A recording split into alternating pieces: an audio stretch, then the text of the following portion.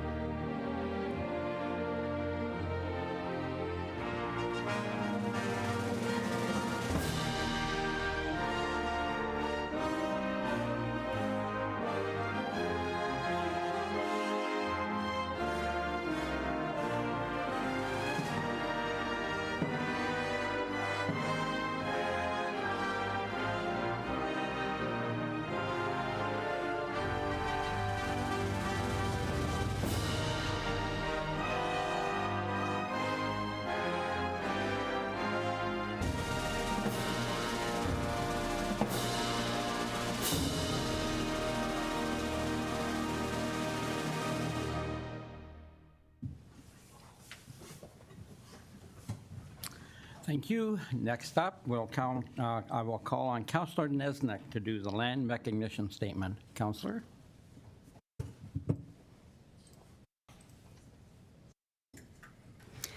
Good morning. The town of Pelham is situated on treaty lands steeped in the rich history of the First Nations, such as the Hattie-Wenderong, the Haudenosaunee, and the Anishinaabe, including the Mississaugas of the Credit First Nation. This territory is covered by the Upper Canada Treaties and is protected by the Dish with One Spoon Wampum Agreement. Today, many First Nations, Métis, and Inuit people from across Turtle Island live and work in Niagara. The town of Pelham stands in solidarity with all Indigenous peoples, past and present, acknowledging that our high standard of living is a result of the resources and lasting friendship of Indigenous peoples. Thank you, Councillor. I now call on Mr. Cribbs, CAO, for a announcement. Mr. Cribbs. Good morning, Council. I regret to inform you that it came to our attention moments ago that Bruce Gerard has passed away. Mr. Gerard was a firefighter with the fire department for 35 years and a town employee in the Public Works Department for 28 years. His was a life of service to our community. Arrangements have not yet been made, and the family appreciates our thoughts and prayers. We will proceed to lower our flags to half-mast this morning. Thank you. I suppose a moment of silence would be appropriate at this time. Okay, for sure. Let's have a couple of moments of silence for firefighter human Bruce Gerard.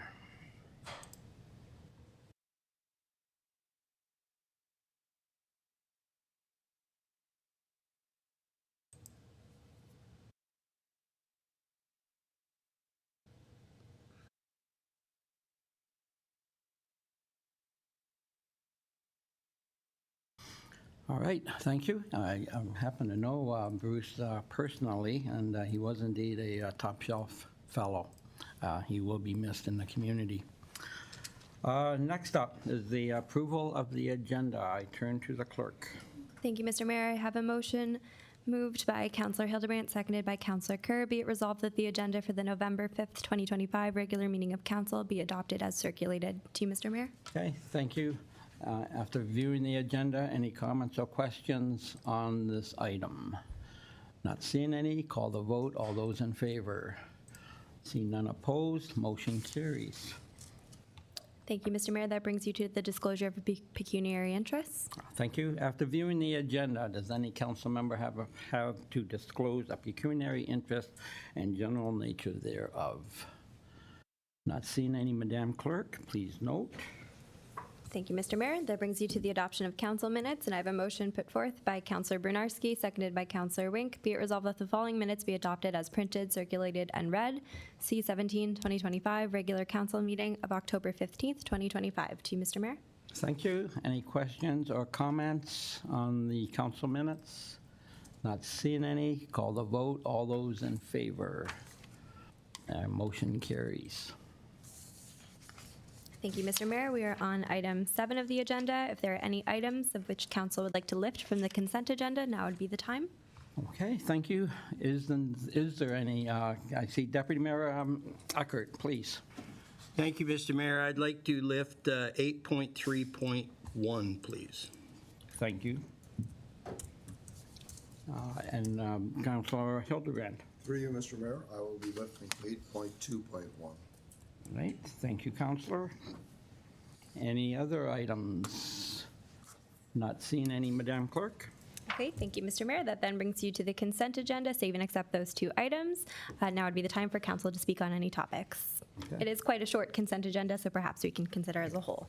Is there any other item on the consent agenda other than the 2 mentioned, 8.21 and 8.31, that any council member would like to comment on? Councilor Nesnick. Yes, just thank you through you, Mr. Mayor. Just discussing 8.2.3, so the Pelham Street on-street parking assessment. So just thank you for that fulsome report. I think recognizing the constraints and rules that you have to live within in terms of corners and distance from edges of streets and that sort of thing. It did come back down that you could only really increase the parking by 1 parking space, and that would be at quite an expense. So at this time, we'll just go with the staff recommendation to leave the parking as is, in my opinion. Thank you very much. Okay, thank you, Councilor Nesnick. Any other comments on any of the remaining consent agenda items? Not seeing any, Madam Clerk. Okay, thank you, Mr. Mayor. I have a motion moved by Councillor Kerr, seconded by Councillor Niznik. Be resolved that the consent agenda items as listed on the November 5th, 2025 council agenda be received and the recommendations contained therein be approved. Save and accept items 8.2.1 and 8.3.1. To you, Mr. Mayor. Okay, thank you. Without any further comments, I will now call the vote. All those in favor? I see none opposed. Motion carries. To the clerk. Thank you, Mr. Mayor. That brings you to our items lifted for separate consideration, and moving forward in numerical order, that brings us to 8.2.1, which was the information report on the electric vehicle charging stations. And Mr. Mayor, the recommendation as proposed was to accept the report for information. Okay, thank you. Councilor Hildebrand, your comments. Thank you, Mr. Mayor. I want to thank staff and in particular Sam for the detailed analysis and update on the subject. Well done. The decision to install EV charging stations was and continues to be the right one. I believe the federal government policy for EVs changed in 2025. I believe this has greatly affected the EV market and hence the number of EVs sold and therefore the charging demand. Sales have gone from 19% in 2024 down to about 9% for the first quarter of 2025.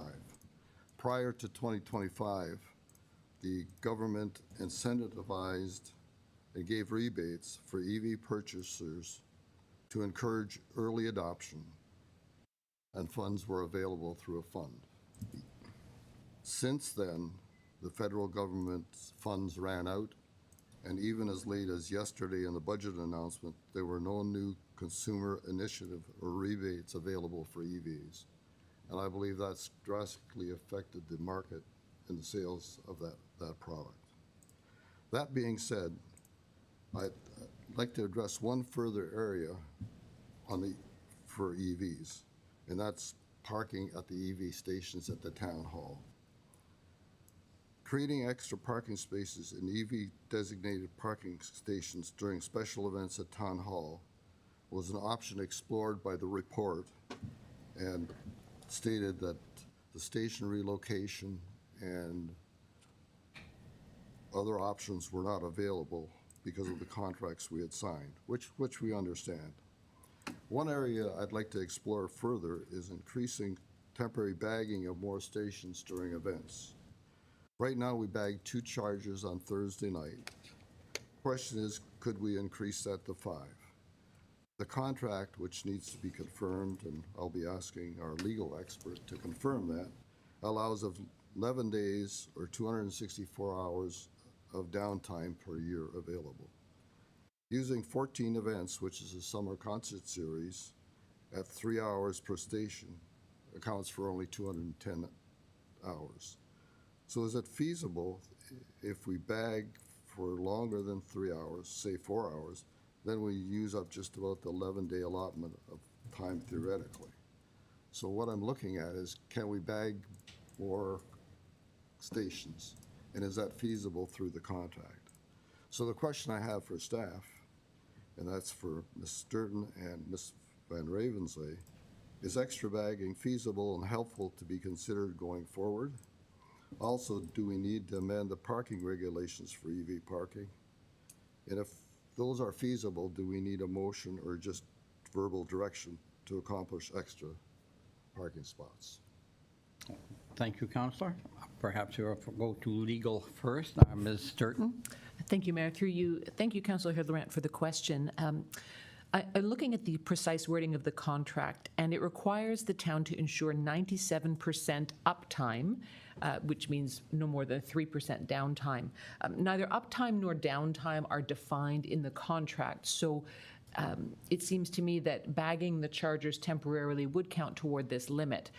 There is a reference to 11 days of downtime per calendar year in the contract. Again, it doesn't tell me if that's a 24-hour day, a 12-hour day, a business day, so there is some ambiguity there. However, in the event that we were to bag chargers, my view is that that would count toward the limit that we are permitted of 3% downtime per calendar year.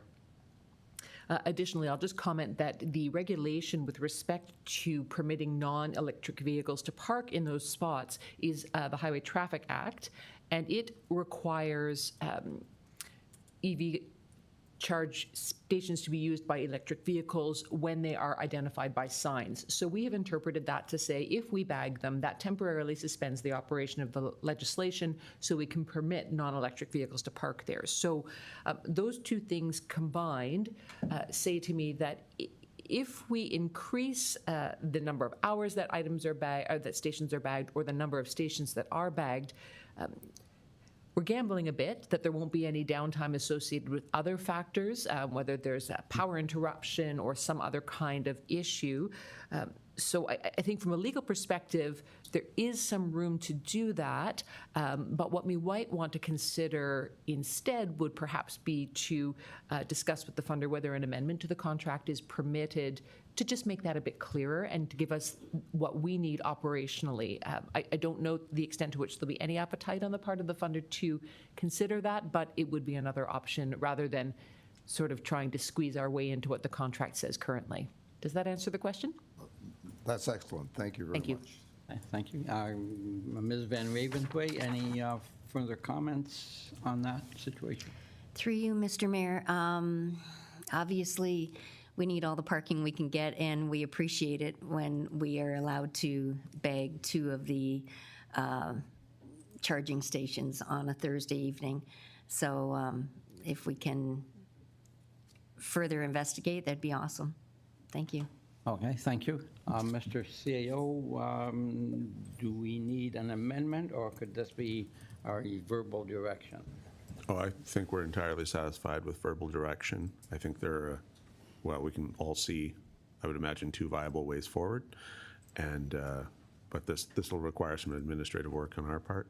So if it so pleases council, we'd come back to you somewhere in Q1 with some answers and a proposal for the warmer weather, busier season next year, and some sort of plan to make some changes. All right, thank you, Mr. CAO. Do we need a direction from, I'm sorry, Councilor Kerr? Yes, just one quick question, because you had mentioned inadvertent downtime. How is the downtime monitored?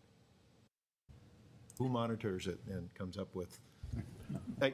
It sounds, I'm just saying that sometimes things outside of our control that turns into downtime shouldn't be a negative against us, I guess, is my position. I wonder if I can just jump in for a moment. Again, the contract requires usage reports to be maintained, so perhaps Ms. Witkowski knows more about that than I do, but I assume somebody here is monitoring. I would hope. Yeah, Council, this would be a great time to both make an introduction and to have Sam contribute something. So if it so pleases Council, we might have two people approach the podium, and why not just start being thrown right into the fire? Come on down, you're the next contestants on The Price is Right. Good morning. Good. Thank you. Through you, Mr. Mayor. Just to answer the question first, we do have usage reports that does not track the downtime that the town would put up for the EV chargers. I unfortunately don't have that information and how that's tracked. I'm not sure if maybe Director of Public Works might have that information. Well, I can try. I can say that we found out after the fact that we've had periods of time where there wasn't electricity flowing to the chargers, right? We didn't know that at the time.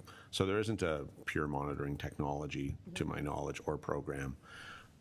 We set the machine. It was our first try at this. It was new to us, and we sort of just thought everything would work kind of all the time with new machines and reasonable power flow, because we have power flow to the adjacent building, which we're all in right now.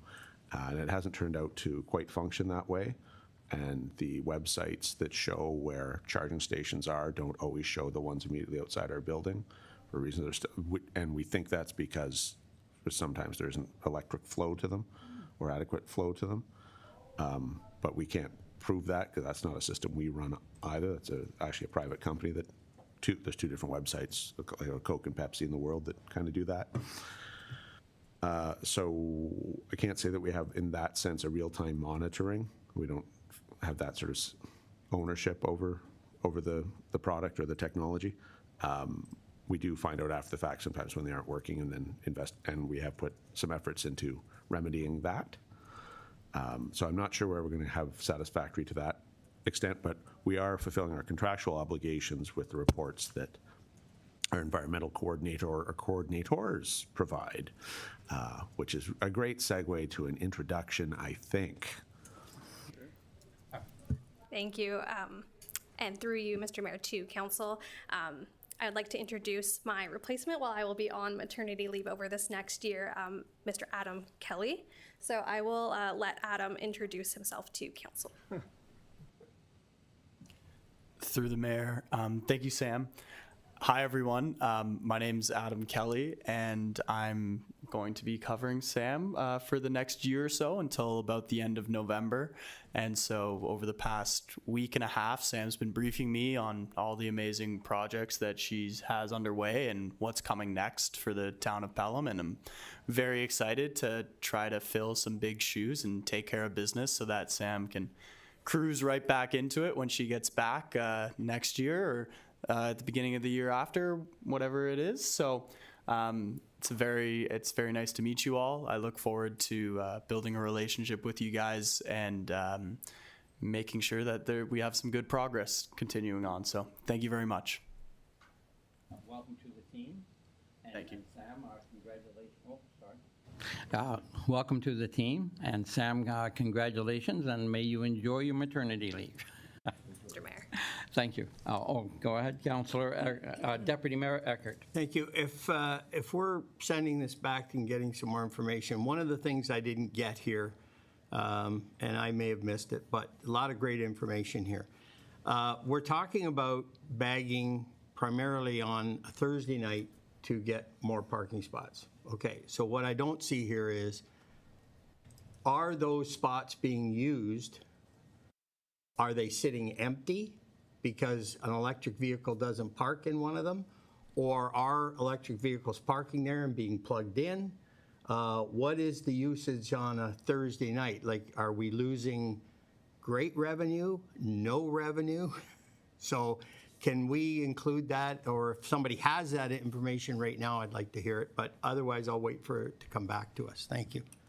I'll return to you, Sam. Through you, Mr. Mayor, to Deputy Mayor? Yeah, Deputy Mayor.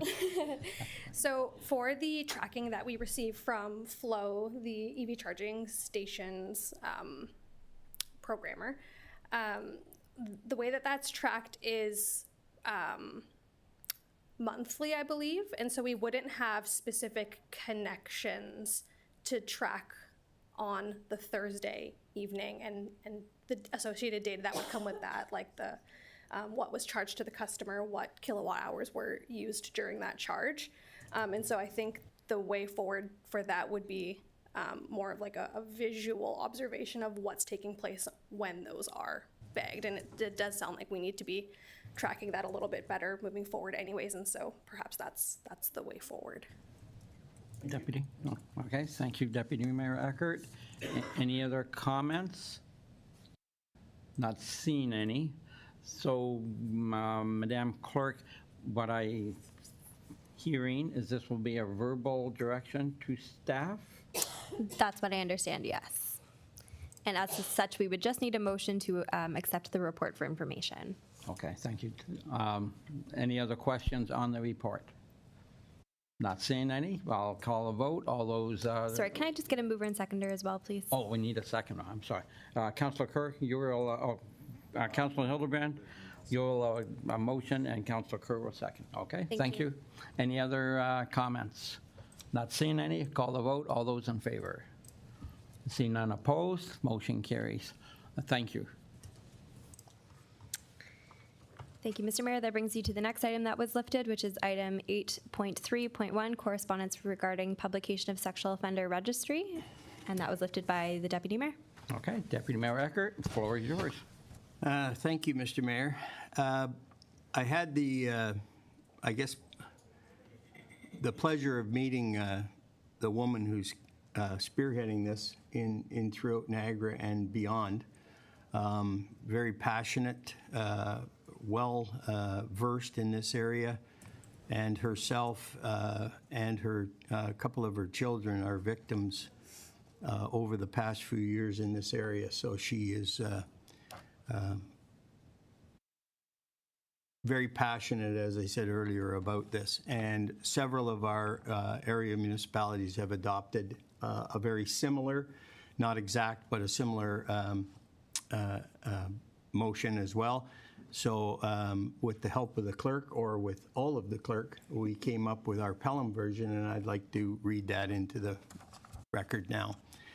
Whereas the current provisions of Christopher's Law, the Sex Offender Registry, 2000, restricts access to the Ontario Sex Offender Registry to law enforcement agencies, limiting public awareness of individuals convicted of sexual offenses living within their communities.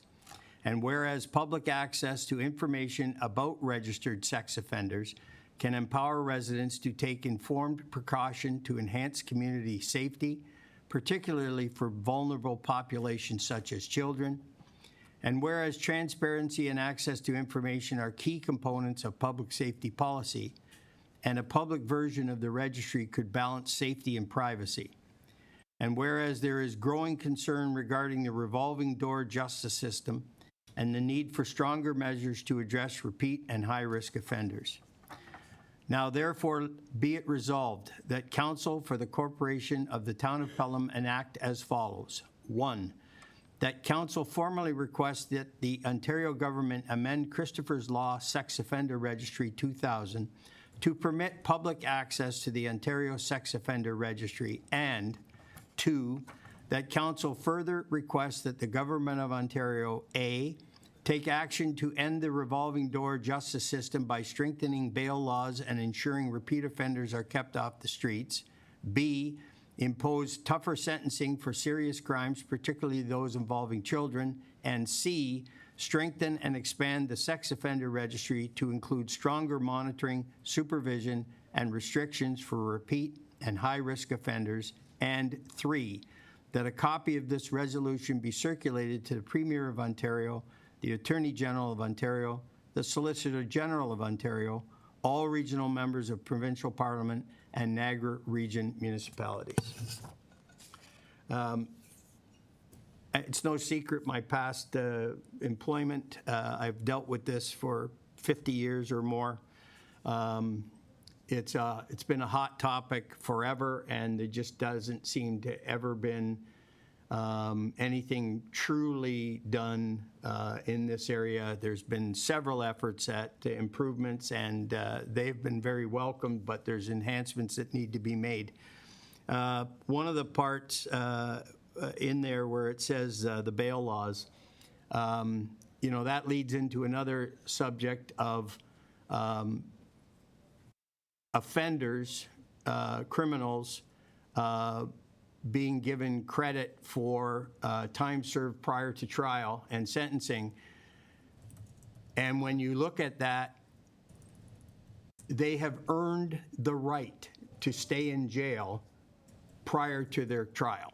And they've done that through a lifetime of crime, committing offenses while on release, interim judicial releases, failing to appear in courts, or even the heinousness of the crime itself.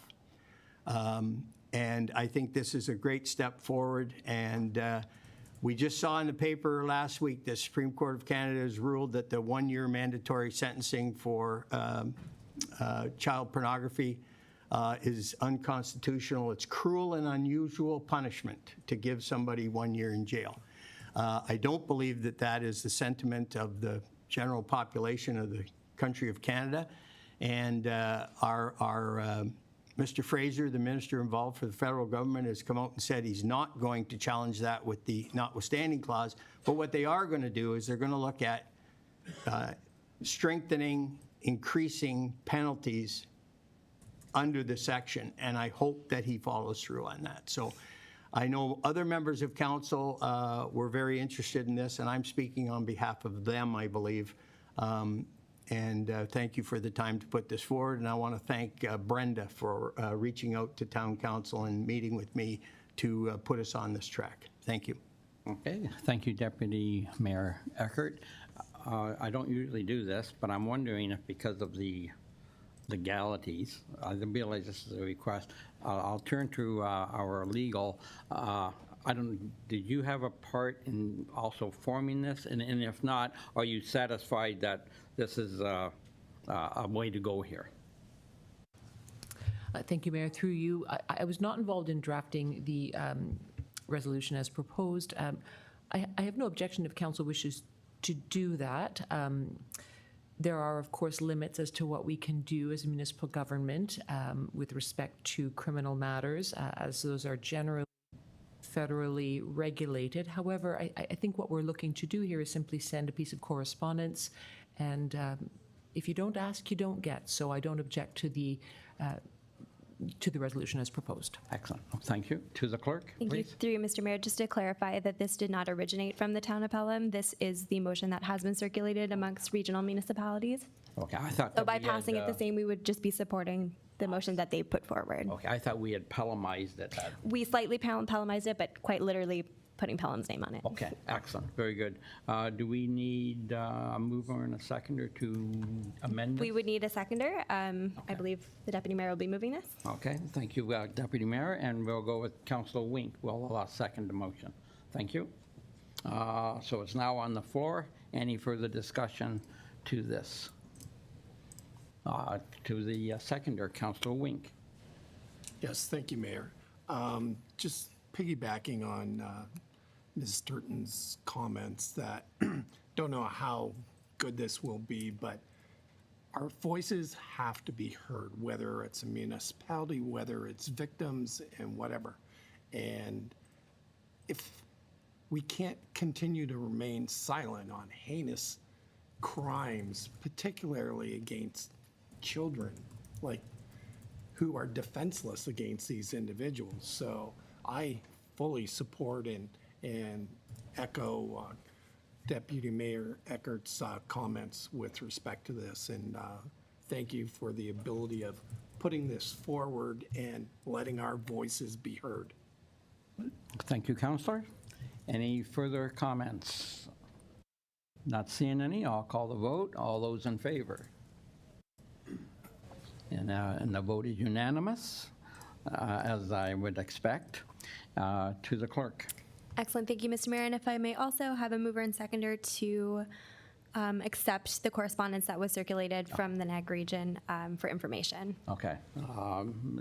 Deputy Mayor Eckert will motion it, and Councilor Wink will second. Excellent. Any further discussion? Not seeing any. Call the vote. All those in favor? Let's see, none opposed. Motion carries. Thank you, Mr. Mayor. That then brings you to staff reports requiring action, and our first item is 10.1.1, building permit fee and bylaw study. And I have a motion put forward by Deputy Mayor Eckert, seconded by Councilor Brunarski. That council receive report 2025-0240 for information, and that council recommend that staff initiate a review of the bylaw, of the building permit fees and the bylaw, and that council recommend that staff retain a qualified consultant to review and prepare a justification report for the bylaw, and that council direct staff to review said fees and bylaw on a regular 5-year basis. To you, Mr. Mayor. Yep, thank you. Any questions, comments on this report? Seems pretty straightforward, doing a review of our fees. Mr. CEO, any comments on your part? Our CBO wrote a good and compelling report. He's here if you wish to hear from him, but basically we're overdue. This should be done every 5 years, and we need better data. It's paid for by money we have in reserve that is supposed to be used for exactly this purpose. So we won't be using taxpayer funds. We have the monies available. This is best practice, and we are overdue. So, I mean, that's it in a nutshell, but you can get it straight from the horse's mouth if you wish. Any further comments from, no, you're, okay, excellent, appreciate that. Thank you. Any comments or questions from members of council? Not seeing any, I'll call the vote. All those in favor? See none opposed, motion carries.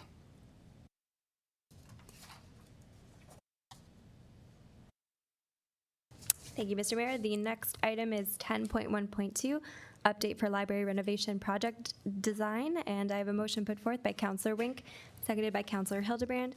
Be it resolved that council receive report 2025-0237 for information, and that council proceed with option blank as the preferred strategy to move forward with the professional services assignment for the Font Hill Library renovation project, and that council approve the additional funding for FAC 0523 in accordance with the preferred option chosen by council, and that council approve the additional funding for FAC 0523 if required from the facilities reserve.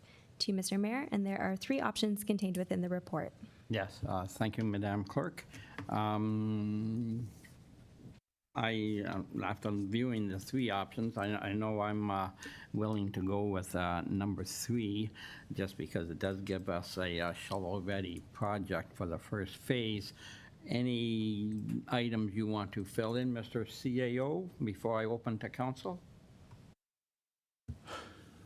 There are at least these 3 viable options before you, council. We have a strategy to pay for the unexpected quantum of the fees. The different options would result in different amounts that would be payable. Mr. Siraj can, well, the report speaks to it, but Mr. Siraj can take your questions directly if you wish, vis-a-vis source of funding.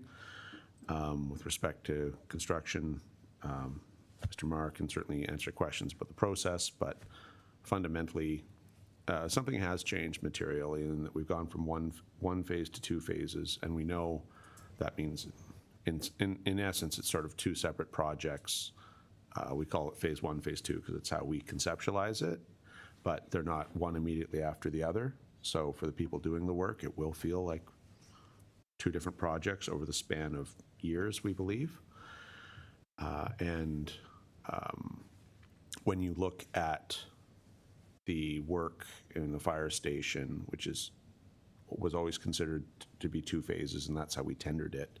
That they're higher, we're paying higher equivalent fees there than was the case, or still is the case here with the library, because that's over a period of time in sort of 2 phases. And we understood that that was going to result in an increase in the price. I don't think we understood it was going to result in an increase in the price to this quantum, and that maybe took us by surprise.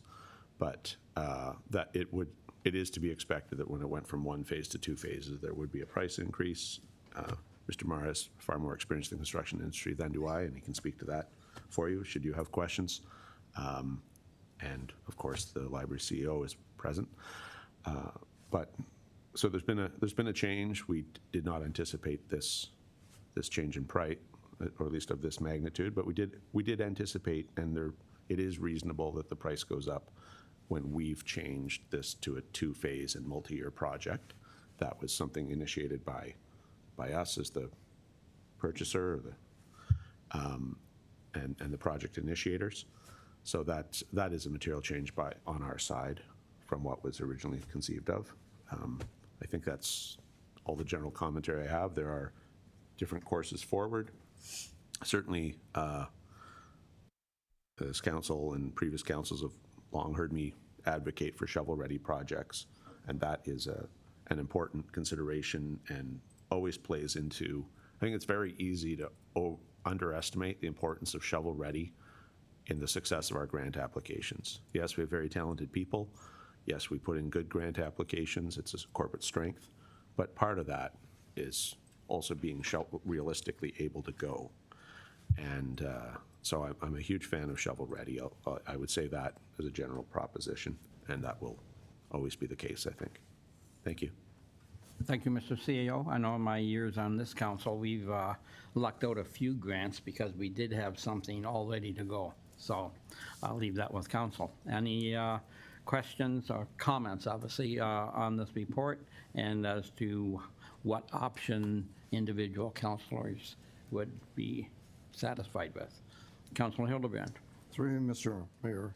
Yes, I'd like to speak about this because I'm seriously concerned about the doubling of the price.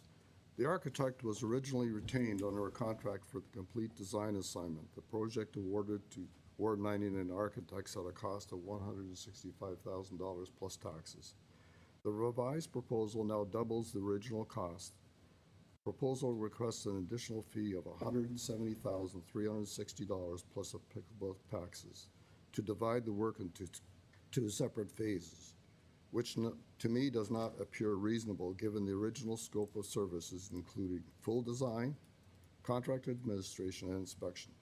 Phase 1 now includes the project, the accessible washrooms on the main floor, updating the program room and entrance. Phase 2 now is the project will include the renovation reconfiguration of the main floor, including the addition of new marker space, increased seating, space for quiet study, and the addition of an elevator to access the lower level.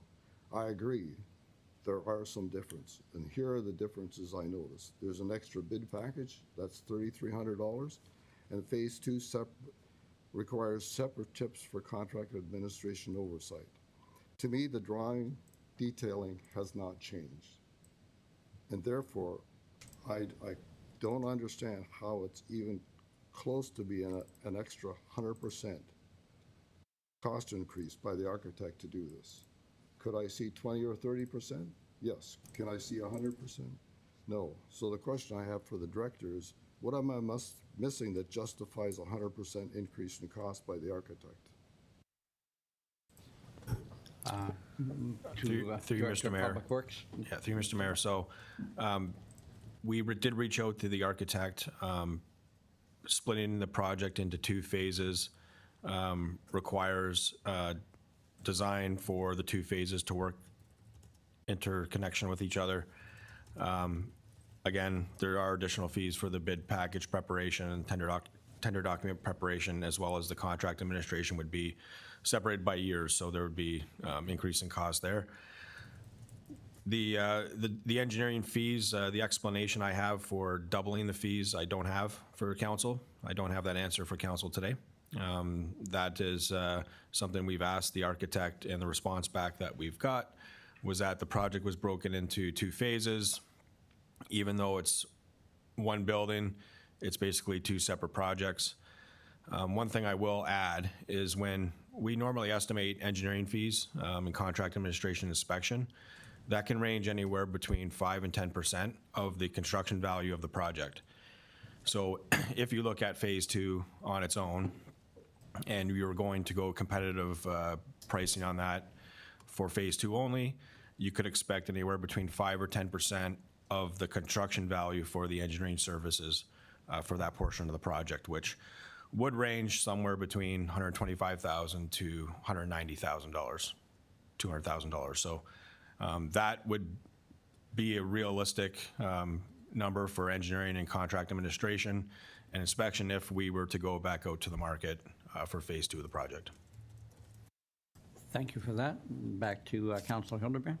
Through you, Mr. Mayor. What I don't understand is, why don't we just get the full engineering done per the original proposal, have them all done, and then just divide the phases up? The drawings are all done. It's a matter of just organizing it that way. To the Director of Public Works. So through you, Mr. Mayor, that would be a simple way to look at it, to basically have the design and draw a line and then do one half of the building and then the other half of the building.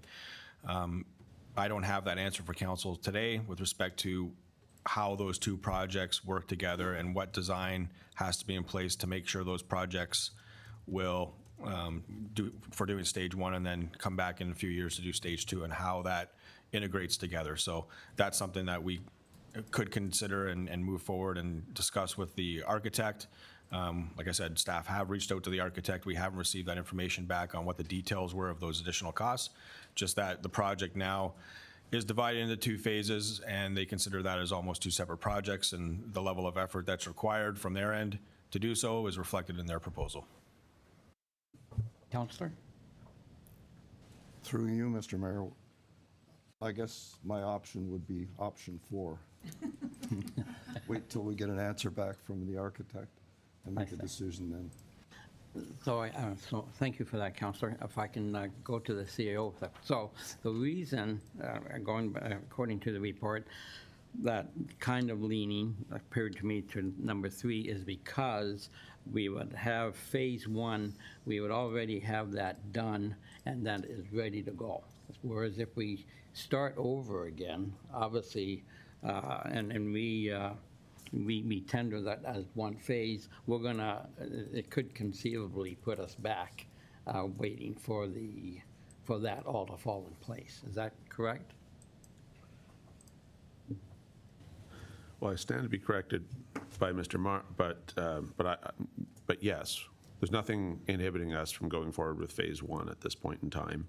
Council has provided it's been a combination of reserves and essentially new funding. Council has approved this calendar year for this project. So phase 1 is fully funded and is ready to go, and we're capable of proceeding. The question is, and the options really get into what sort of future relationship do we have with the architectural firm, and what's the vision for what level of service will be provided down the road. I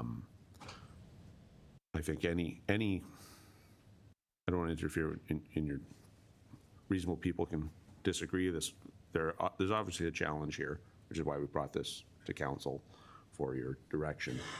But we are capable of proceeding with phase 1 right now, regardless of all 3 of those options would result in us proceeding with phase 1, and deferring does not. Is the only, so that's, although it's not presented here, because it certainly wasn't within our conceived of scope. The law does allow you to, you could, I guess, create an option 4, which is deferral. But certainly, we think this is a meritorious project. We think the design is good. It has community support. It has supported the library board.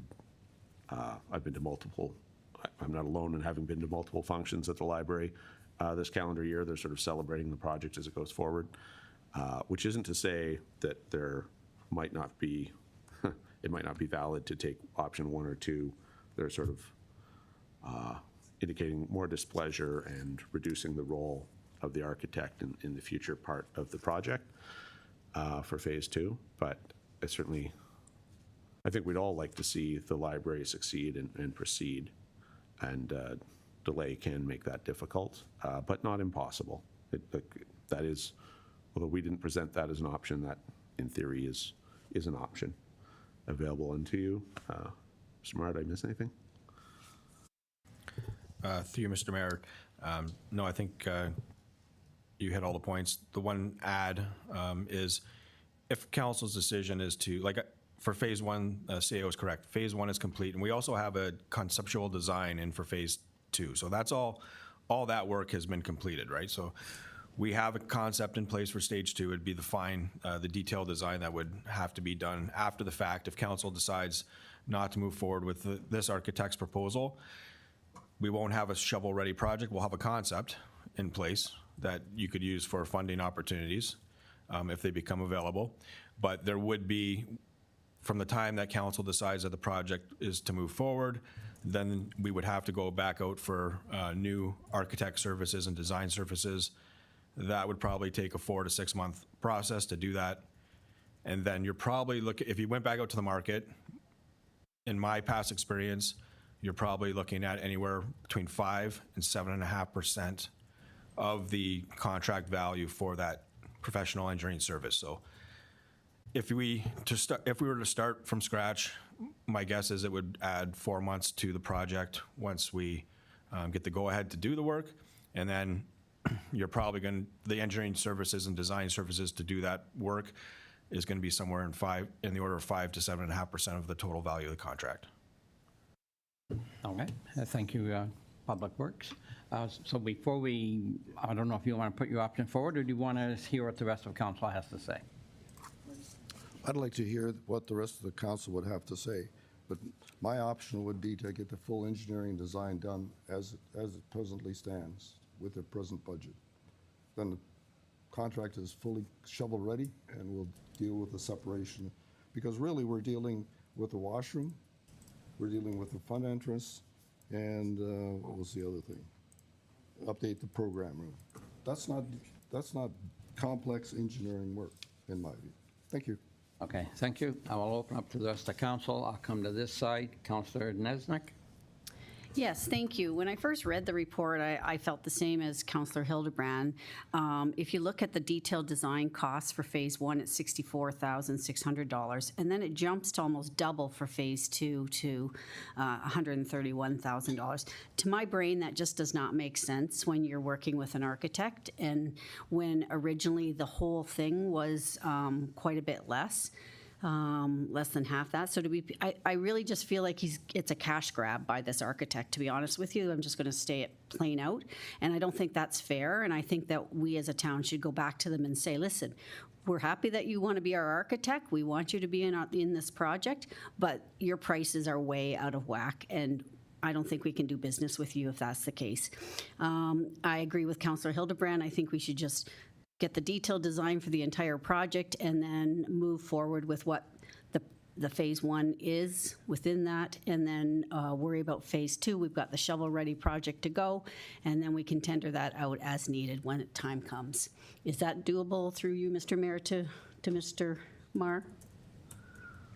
Through you, Mr. Mayor, so the proposal that we have from the architect after we split the project into 2 phases, it has increased costs for the design, so I will not be able to complete the design work on the full project at their original proposal amount. This information is not in front of council today, but that would require more negotiations with that architect on how we would move forward with the design and what those additional costs would be. Okay, thank you. So I think then that would be my recommendation, is to go back to the architect and renegotiate this project before we move forward with anything. Okay, so you realize then that it's going to be a delay? Yeah, unfortunately. Okay, thank you for that. Back to the Public Works, Mr. Maher?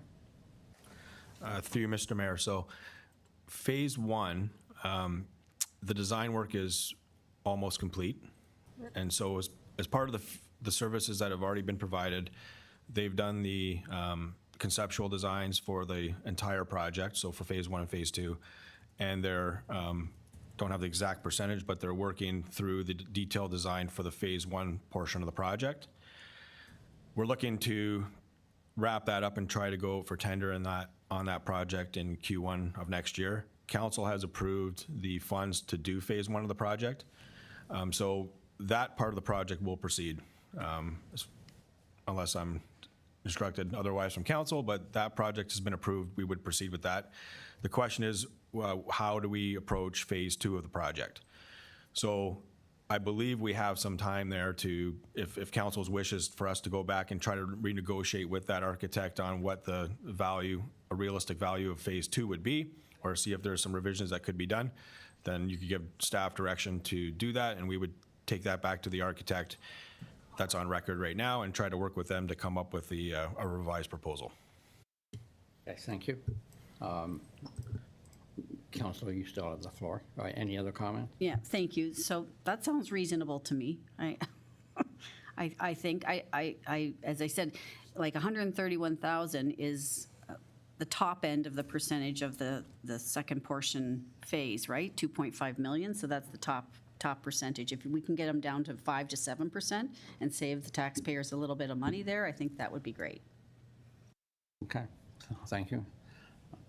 I am getting confused on this, but let's, so actually what we're doing here, we're paying for intellectual. When we pay, if we stayed at the first amount on phase 1, we pay that amount, then we're ready to go. Is that, but you're saying we still have to do a little bit of engineering on phase 1?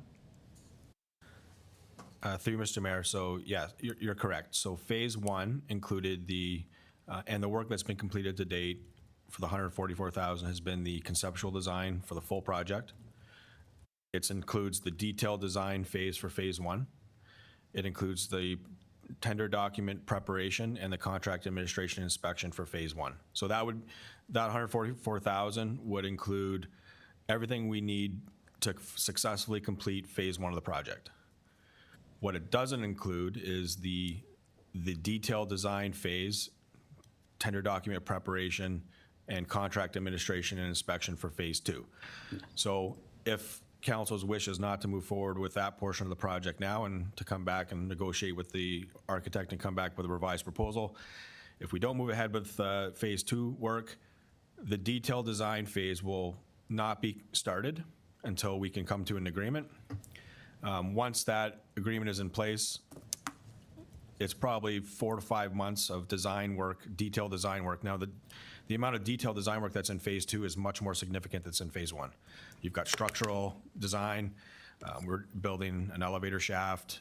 There are quite a bit, it's quite a bit more involved in phase 2 of the design. So there would be a period of time there that we would be required to either, if we award it to this architect firm, then we would work with them, and there would be a 4 or 5 month period for detailed design before you could start construction of phase 2.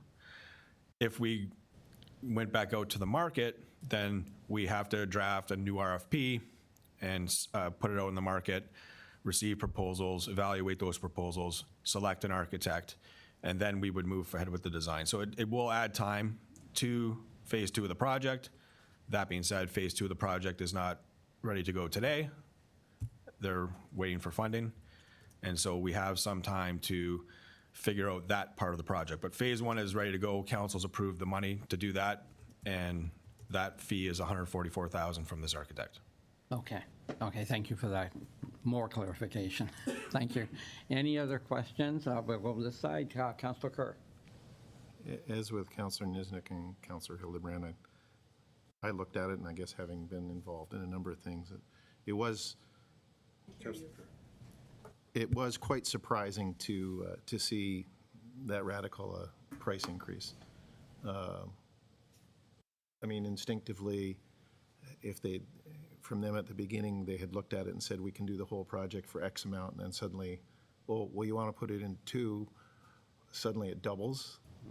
That's what I find the least palatable of this. I recognize there is complexity. The minute you carve anything into 2, you have to think about what are the linkages that have to occur in 1 to allow for 2 to be somewhat seamless. So ideally, having a singular architect do that probably makes the most sense, because if they know what was all done in part one, for them to make the seam, it is more seamless. They're familiar with it, they see it. As much as they turn around and say, it's like starting from scratch, well, I'm sorry, you're not really starting from scratch. You already have all the background information sitting on your desk, and your staff have seen this before. So that's my, I guess as I call it, my little bit of the burr in my saddle is that it's kind of declaring that they are two separate entities, but in fact, for one organization, likely going to be worked on, and everything by similar people within the organization for both phases. That's the challenge to me. I understand having shovel ready, but I also understand the benefits of retaining a single architect that could handle both of it, and follow it through. I am of the ilk of I would hope that we could find a way to not stymie the phase two, because it hasn't, we're still, in theory, it's a separate project, because if we're going to apply for more funding, we have to show that it's something new as a shovel-ready project rather than being a continuation of something else. So there's that side of the equation with it. But what I'd hope for is that there might be an opportunity to discuss how the fees were so much dramatically increased when I looked at the relative dollar value. As I say, the dollar value for 1.5 million at 144,000, and then suddenly, and you eliminate conceptual design for part two, suddenly you go from, as it said, 64,000 to 131,000, and administration is increased. It's almost doubled as well, which is very surprising to me. Like my brain has trouble following that through. So there has to be, I guess my question would be asking for a little more rationalization from the architect as to why the fees. Sometimes it's kind of like having a builder and knowing where A, B, C, and D is. Why are your costs for this and your allowances? Well, maybe that's a similar situation here. So that's my dilemma. I've just completely muddied the waters because I haven't really given an answer, but in listening to the director, there seems to be an opportunity to go back and negotiate or discuss with them about the fees. And that's what I would like to see, personally would like to see happen. I want to get going on the project. That's not a question in my mind, but this is the phase two that we're concerning ourselves with, which is not a requirement for phase one to get done. Okay. Thank you for that clarification, Councilor Kerr. So we're going. Yes. Okay. Thank you. Any other comments? Well, can Councilor I Nestor? talk again? Go ahead. Thank you. Yeah, so as I said, I agree with Councillor Kerr. So because I think where we're having a difficult getting our heads around the project, they agreed to the whole project at a cost of, they were awarded $165,000 for the entire project. So now for phase one, they've gone to 144,000 or 41,000, which is fine. But then it's only $15,000 less than the whole project was going to get detailed design for, and now they want to make it $190,000 to do phase two. So like the math doesn't add up in terms of what he's doing. I know it is two separate projects is how they're looking at it, and I understand that, but I don't think it is two separate projects, as Councillor Kerr said. So it looks to me that we're kind of leaning towards option two, which includes funding phase one for the architecture design services. The scope of work would be limited to the conceptual design of phase one and phase two, so we have that completed. Then the detailed design for phase one, the contract document preparation and tendering of phase one, and the contract admin and inspection of construction of phase one. So that would get us going for phase one.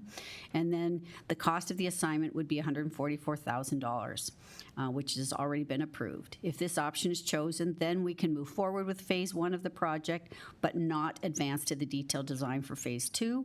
Phase two of the project moves into a complete into the implementation stages, and then we'll have to find an architect to complete that design, tender, and contract to move forward so that we are shovel-ready should we get a new grant. And I think, and having conversations with the architect we have in place, like we would love to have him that, but his pricing is way out of whack in my opinion. So I think it looks like option 2 might be the one we would be leaning towards, but that's what I'm thinking. Thank you. I'll go back to Director of Public Works. So you've heard the counselor, and you agree with her, with the steps, with everything she said on that? I just read option 2. Yeah. Through you, Mr. Mayor, yes, she recited my my paragraph for option 2. Okay.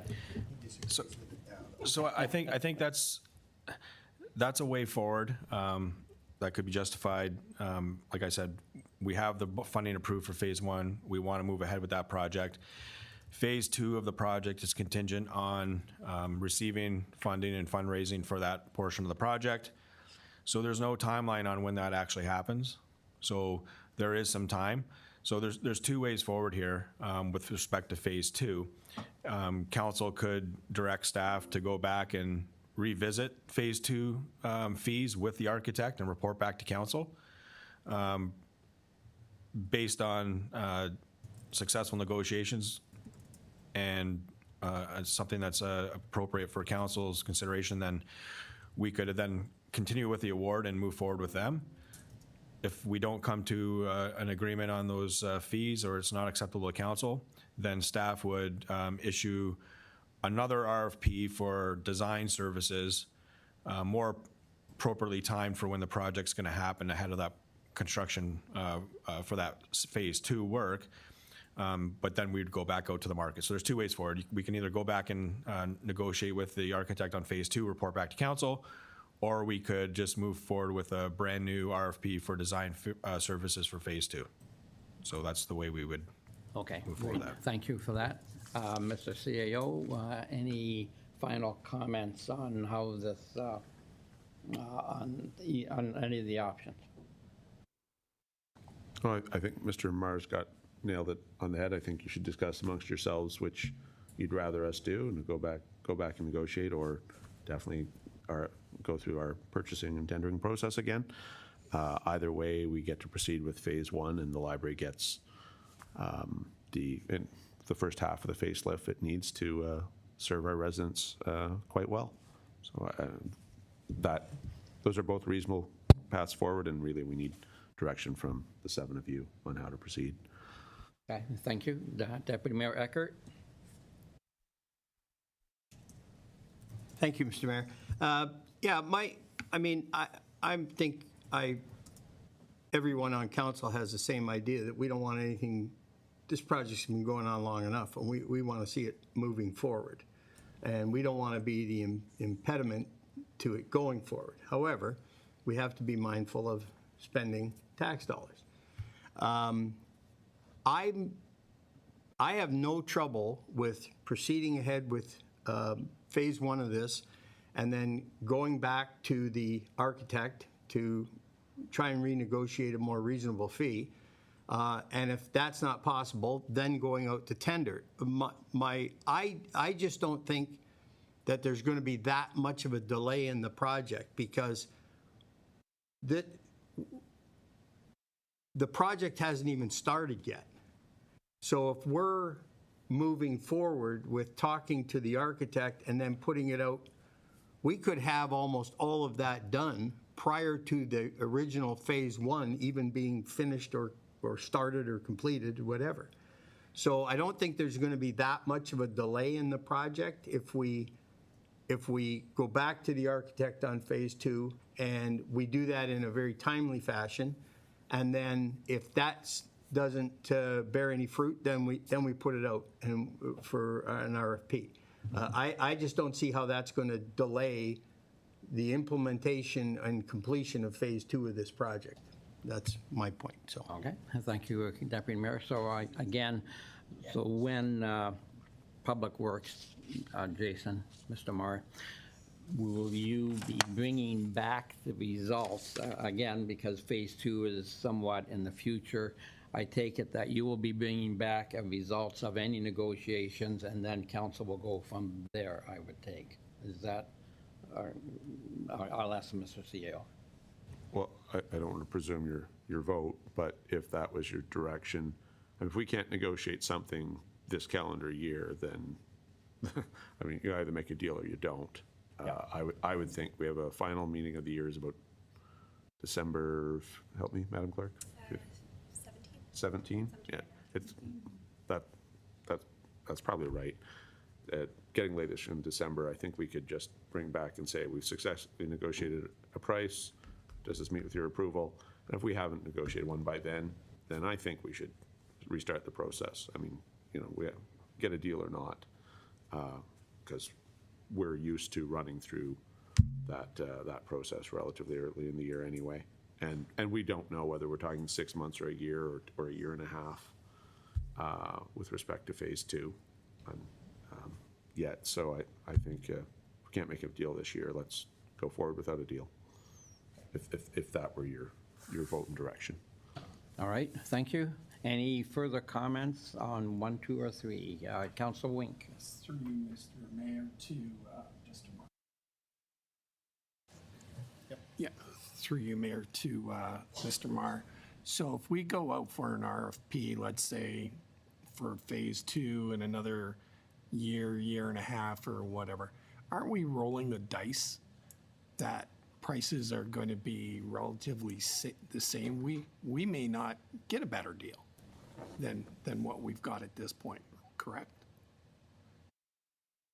Through you, Mr. Mayor, so the market will dictate what the prices are. Over the course of the next 3 or 4 months, I wouldn't expect a large increase in market pricing. But what I can say is that in my past experience, when you issue an RFP for design services, and it depends on the type of project, but that fee is usually around 5 to 10% of the overall project cost. In this particular instance, there's already conceptual design done, so they're not inventing the wheel. There's a concept in place that's been approved through council, and it would be more of doing the detailed design work. So I guess I would say that fee would be somewhere down between 5 and 7.5% of the total value of the project if you brought on a new architect. So there may not be some significant cost savings if you went back out to market for a new architect. So I think that answers your question. Thank you. Councillor? Thank you. I agree what is being tabled at this point. So we're going to go ahead with phase 1 with this architect, and staff are going to go back to the architect and renegotiate the fees. Is that what we're saying then? That is option 2, I believe. Okay, so, yeah, I can support that. Okay, thank you. Any other comments before I call the vote on, well, I guess we'll vote on, we have to vote on option 2. It seems like Yes, so the amendments, based on council discussion that I have right here, that the second clause be amended to add option 2, and that staff be directed to meet with Ward 99 architects to review and renegotiate the proposed fee increase for phase 2 and report back to council.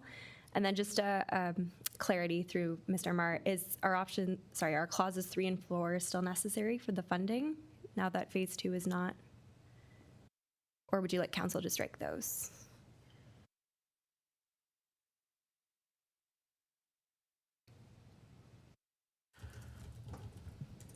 Through you, Mr. Mayor, so those last 2 clauses would not be required as part of this resolution. Okay, so through you, Mr. Mayor, then the amendment would also include that council strike clause 3 and 4. Okay, thank you. So we can go ahead and vote on option 2. If you'd like to proceed with that, I'd be looking for a mover and a seconder. Okay. So, council, we have, Council Nesnick, you're going to move option 2? Correct. Okay, so before we have any further discussions, is there a seconder to move that along? Councilor Bernarski, you are second. Okay, so now that is on the floor, and we're, any further comments, suggestions, whatever on council, on option 2. That's what's on the floor to debate. And we've heard from Public Works pretty well on how that's going to work if we go on number 2. Phase 1 will be complete. Staff are going to go back and talk to the architect to renegotiate, possibly get a better price, and if not, then we have other options going forward. Is that the way it is, Mr. Morris? Through you, Mr. Mayor, that's the way I understand it, is that we proceed with phase 1 as planned. Staff will go back and renegotiate with the architect on their fees, bring a report back to council for their consideration, and then we either accept the revised fee proposal, or the alternative is that we move on from that architect and go back through our procurement process to secure another designer for phase 2. Very good. Thank you, sir. Also, on the information we have, is there any further discussion on option 2? Okay, so I'll call the vote, and then, of course, if the majority rules on option 2, then that's what we will go with. So on option 2, all those in favor? I see none opposed, so option 2 is what we have. To the clerk.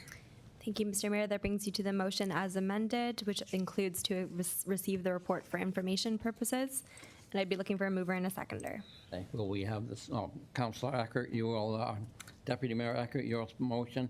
Councilor Nesnick, you'll second? Sure. Okay, thank you. Any further questions?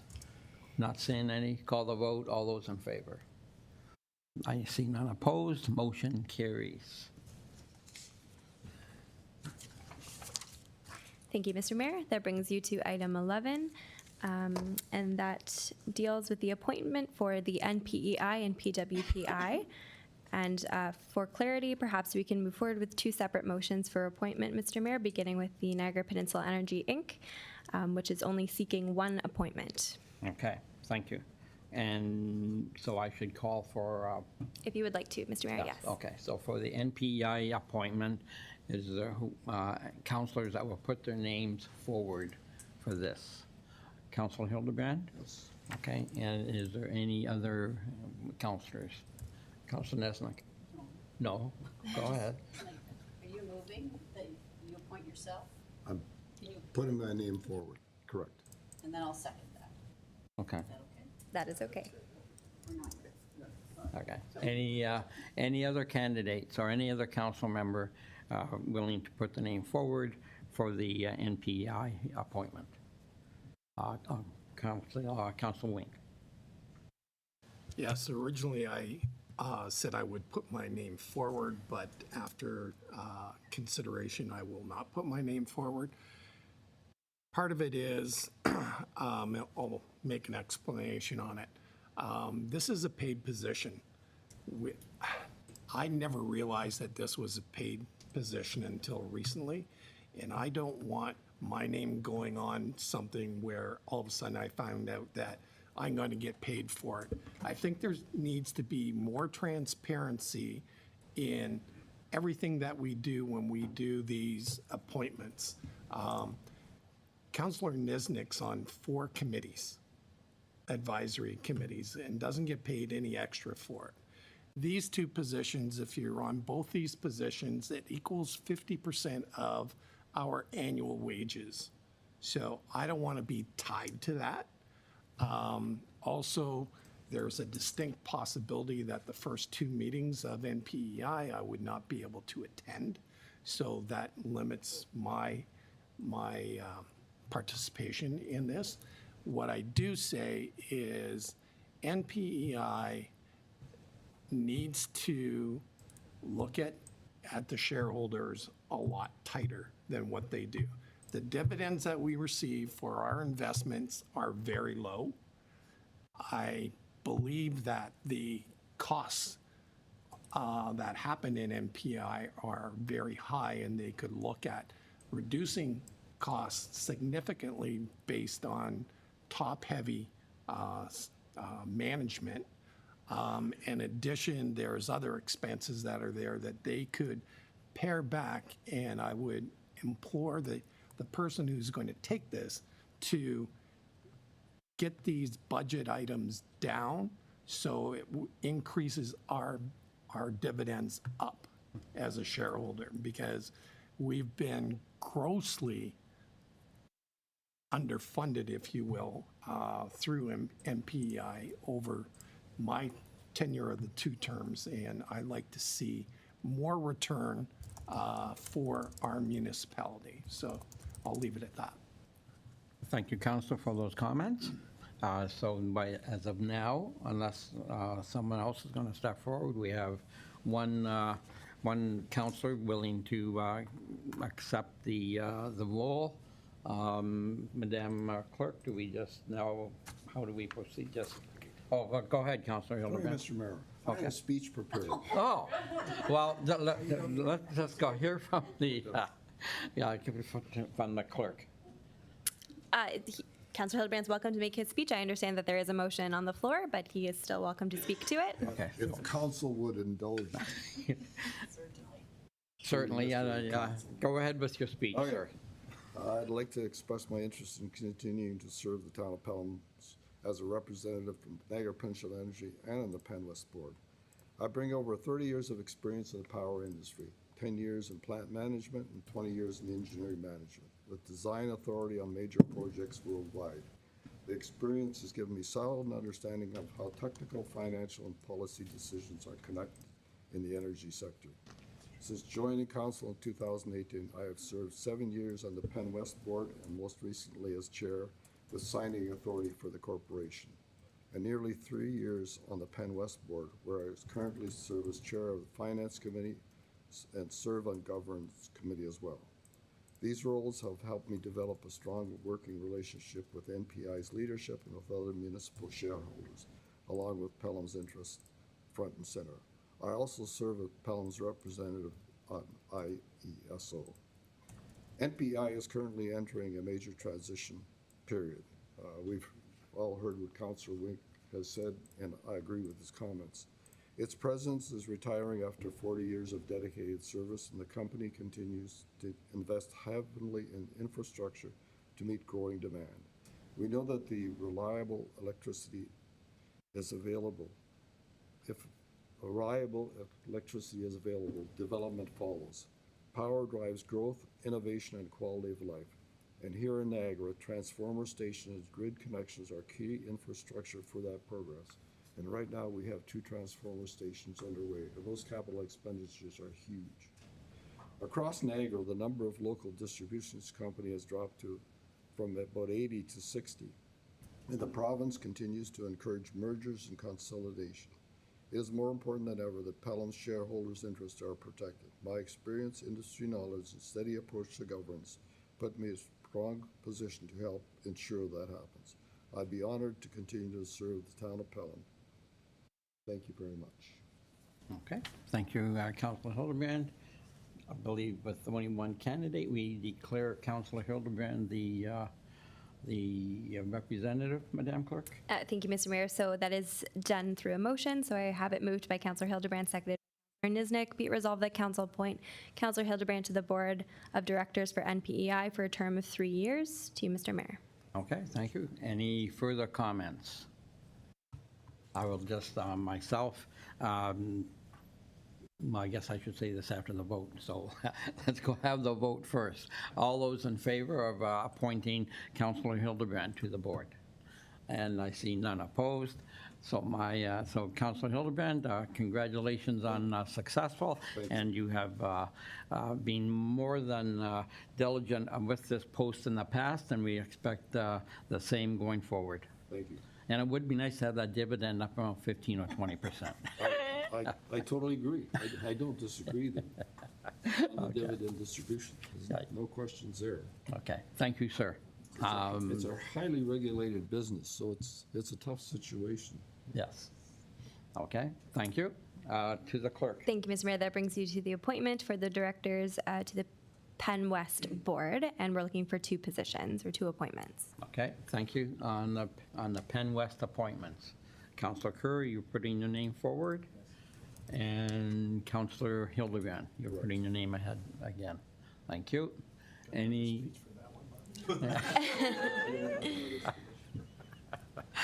And we didn't give Councilor Hildebrand the victory, a chance for the acceptance speech. And any words on that, Councilor Hildebrand? Going back one step. Yeah, I'm honored to continue representing the town of Pelham. Thank you. Okay, thank you. Now we'll go to the appointment of the Penn West. We have Councilor Kerr, Councilor Hildebrand. Is there any other councilor wishing to put their name forward? Not seeing any. Madam Clerk? Thank you, Mr. Mayor. If council is agreeable to those two candidates, I'd be looking for a mover and a seconder. Okay, moving our seconder to accept these two council members as our representatives. Is there a mover? Councilor Kerr. A seconder? Councilor Hildebrand. Any further discussion? Not seeing any. Call the vote. All those in favor? I see none opposed. Motion carries. Madam Clerk. Thank you, Mr. Mayor. Okay, that brings us to item 17, the confirming bylaw, and I have a motion put forth by Councilor Wink, seconded by Councilor Hildebrand. Be it resolved that the following be read a first, second, and third time and passed, being bylaw number 53, 2025, to adopt, ratify, and confirm the proceedings of Council of the Town of Pelham at its regular meeting held on the 5th day of November 2025. To you, Mr. Mayor. Thank you. Any further comments? Not seeing any. Call the vote. All those in favor? Is unanimous. Motion carries. Thank you, Mr. Mayor. That brings you to adjournment, and I have a motion put forth by Councilor Niznik, seconded by Councilor Kerr. Be it resolved that this regular meeting of council be adjourned until the next regular meeting scheduled for November 19th, 2025 at 9 a.m. To you, Mr. Mayor. Thank you. And I call the vote. All those in favor? See none opposed. Motion carries. This meeting is